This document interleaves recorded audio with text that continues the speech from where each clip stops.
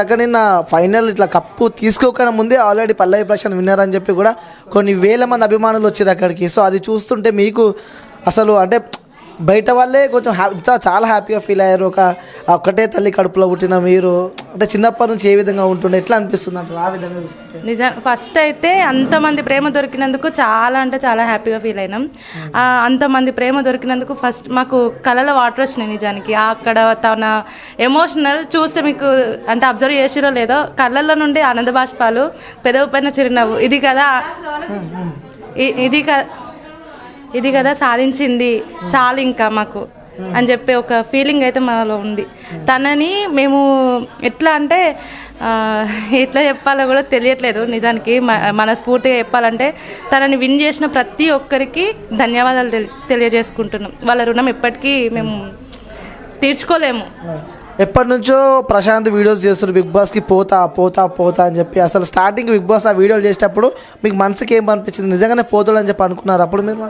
First అయితే అనుకోలేదు, ఎందుకంటే అంత పెద్ద ఆపర్చునిటీ మనకు వస్తుంది అని కానీ తను అక్కడి వరకు వెళ్తాడని కానీ మేము ఊహించలేదు. వెళ్తా అంటే ఎందుకు నాని అక్కడి వరకు వెళ్ళడము, ఇప్పుడే ఇంత నెగిటివిటీ ఉంది కదా, అక్కడికి వెళ్ళిన తర్వాత ఇంకెంత ట్రోల్ చేస్తారో, ఎంత నెగిటివ్ అవుతావో, ఇప్పటికే ఇంత స్ట్రగుల్ అవుతున్నాం. ఏమంటారు కామెంట్స్ బాక్స్ చూస్తుంటే తనని కాదు ఇంకా ఉంటాయి కదా, అలాంటి కామెంట్స్ వచ్చేసరికి నేను మా ఆయన ఇద్దరం ఫస్ట్ ఫీల్ అయ్యి చెప్పేసినాం, వద్దు ఇంకా వీడియోస్ తీయకు, ఇలాంటి వాటి వల్ల ఇంకా ఇంకా ఇంకా ఎక్కువ ట్రోల్ అయిపోతుంది, వద్దు నాని అని చెప్పేసి చాలా చెప్పినాం. కానీ లేదక్క ట్రోల్స్ వస్తేంది, నెగిటివ్ కామెంట్స్ వస్తేంది, వాటి అన్నిటిని పట్టించుకుంటే మనం ముందుకు వెళ్ళలేం అని చెప్పి తనే చెప్పిండు. అప్పుడే అరే ఇంత ఆలోచిస్తున్నాడా అనే ఒక ఆలోచన అయితే మాకు కూడా వచ్చింది. కానీ ఇప్పుడు తను వెళ్ళిండు, తన ఆట వల్ల అందరి అభిమానాన్ని పొందిండు, అలాగే విన్నర్ అయిండు. అది ఇంకా ఇక చెప్పలేము అసలు, ఇంకా ఎట్లా చెప్పడానికి కూడా లేవు మాటలు.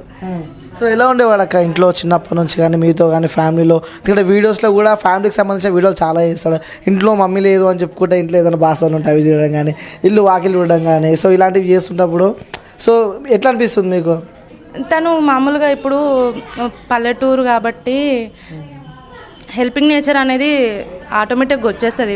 తనకనే కాదు, విలేజ్లో కానీ ఇంకా ఇది ఏమంటారు టౌన్స్లో అయినా సరే ఆటోమేటిక్గా చేసేస్తారు వాళ్ళ పేరెంట్స్ పరిస్థితి చూసి. తను అదే చేసిండు. తను అట్లా చేస్తూ ఉంటారే అంటే ఒక టైప్ ఆఫ్ అంటే ఎట్లా అంటే నేను చేసుకున్నాం మేము అదృష్టవంతురాలరా అనే ఫీలింగ్ వస్తుంది.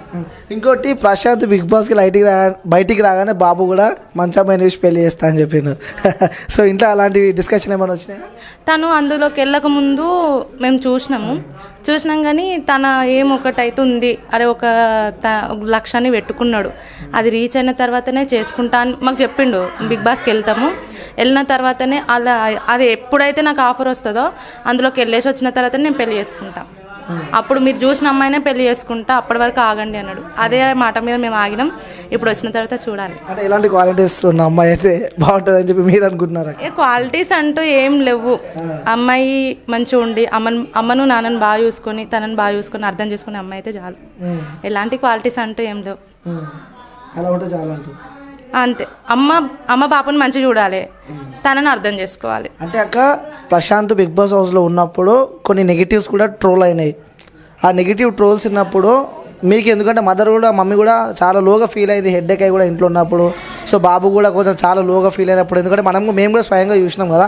అలాంటి టైంలో మీకు ఏమైనా ఫోన్ చేసి మీరు ఫ్యామిలీ డిస్కషన్స్ ఉంటాయి కదా, అరే అనవసరంగా పోయిన బిగ్ బాస్ హౌస్కి ఎందుకు పోయిన, ఇన్ని బాధలు భరిస్తున్నావు అని చెప్పి కూడా ఎప్పుడైనా మీతో అలాంటి సంభాషణలు ఎప్పుడైనా వచ్చినాక? అనవసరంగా వేయండు అనేసి మేమైతే ఏమనుకోలేదు. ఎందుకంటే తన ఇది ఏ కారణం చేత వేయండో ఆ కారణం అది మాకు అనిపించింది. కాకపోతే నేను అప్పుడు ఇక్కడనే ఉన్నా, నేను ట్రోలింగ్ వచ్చినప్పుడు నెగిటివిటీ స్ప్రెడ్ అవుతుంది అన్నప్పుడు వీళ్ళు ఎమోషన్ అయిపోయి అమ్మకి బీపీ డౌన్ అయిపోతుంది, హెవీ అయిపోతుంది, డౌన్ కాదు హెవీ అయిపోతుంది.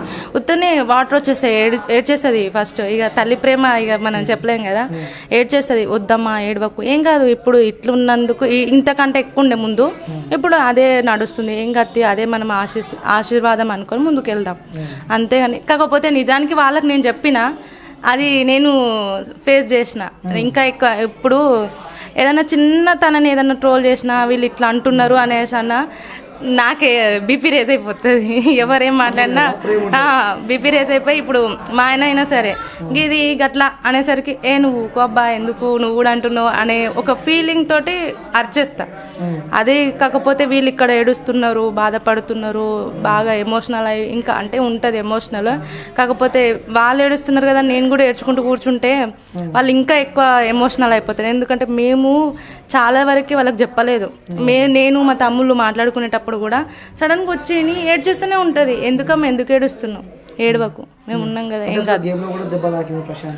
అప్పుడు చాలా అంటే అప్పుడు నేను మా అమ్మ ఇంటి దగ్గర ఉన్నా. సడన్గా చూసి బాపు నీకు తెలిసిందా అని ఫోన్ చేసి అడిగి ఫోటో పంపించిన.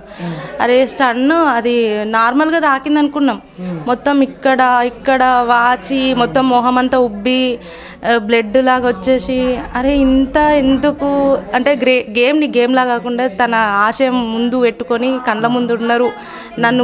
నేను గెలవడానికే ఆడాలి, నేను దేనికోసం అయితే పోయినో అదే నా లక్ష్యం అన్నట్టు ఆడిండు. వీడు ప్రాణం పెట్టి ఆడిండు.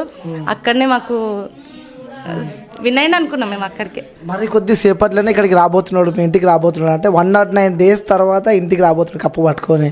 సో ఎలా రిసీవ్ చేసుకోబోతున్నారు? ఫస్ట్ రాగానే ఏం చెప్పబోతున్నారు ప్రశాంత్? ఫస్ట్ రాగానే అంటే ఇంకా మేము ఇదేం అనుకోలేదు. కాకపోతే ఫస్ట్ అయితే హగ్ ఇవ్వాలి, అది చాలు మాకు. చాలా మిస్ అయినాం. వాడి మాటలు కానీ వాడి కోపం కానీ, కోపం పడాడు నిజానికి. నన్ను బాగా ఏడిపిస్తాడు అని ఏదో ఇట్లా కొంచెం అట్లా ఏడిపిస్తాడు. ఏడిపించినప్పుడు నేను అరిచేస్తాను, బాగా కొట్టుకుంటాం, టామ్ అండ్ జెర్రీ అంటారు కదా, ఆ టైప్లో నేను బాగా అరిచేస్తాను. నేను బాగా కోప్పడతా, వాళ్ళకంటే ఎక్కువ నేను కోప్పడతా. నన్ను ఏడిపిస్తాడు, చేస్తాడు, ఏంది గంతేతి. మా పిల్లలంటే బాగా అది ఇంకా వాళ్ళని కూడా ఏడిపిస్తాడు. వాడు ఏడుస్తూ ఉంటే ఈయన నవ్విపిస్తూ ఉంటాడు. ఆ టైప్లో కొంచెం జరుగుతుంటాయి. అవి మిస్ అయినాం బాగా. వాడు అందులో ఏడుస్తూ ఉంటే కొంచెం ఇక తన ఆట వల్లనైతే ముందుకెళ్ళిండు. ఆ నెగిటివిటీ ట్రోల్స్ తగ్గినాయి. ఓకే, అందరి ప్రేమనైతే దొరికింది మాకు. ఇప్పటికైనా అర్థం చేసుకున్నారు తనని. అరే ఇట్లా మనం రైతు అంటే ఏంటి అని చూపించడానికి చూపించిండు. అది అర్థం చేసుకొని అందరు సహకరించారు, విన్నర్ని చేసారు. అందుకు మేము ఎప్పటికీ మర్చిపోలేము, వాళ్ళ రుణాన్ని అయితే మేము తీర్చుకోలేము. అంటే శివాజీ గురించి చెప్పాలంటే ఏమంటారు? అంటే ప్రతి విషయంలో శివాజీ పల్లవి ప్రశాంత్తోనే ఉన్నాడు కదా. సో శివాజీ గురించి చెప్పాలంటే మీరు నిజానికి తమ్ముడు చాలా లో అయిండు. ఫస్ట్ 2 weeks అందరూ ఇట్లా ఒకటేసారి తన పైకి అటాక్ చేసేసరికి అది అక్కడ సహజం. ఎవరికైనా అరే ఇట్లా వచ్చిండు, ఓకే ఏం చేస్తున్నాడు అనే ఒక ఫీలింగ్ తోటి ఎవరైనా అంతే, అదే కామన్ అది. కాకపోతే ఆ లో అయిన సిచ్యువేషన్లో శివాజీ సార్ చాలా మోటివేట్ చేసిండు.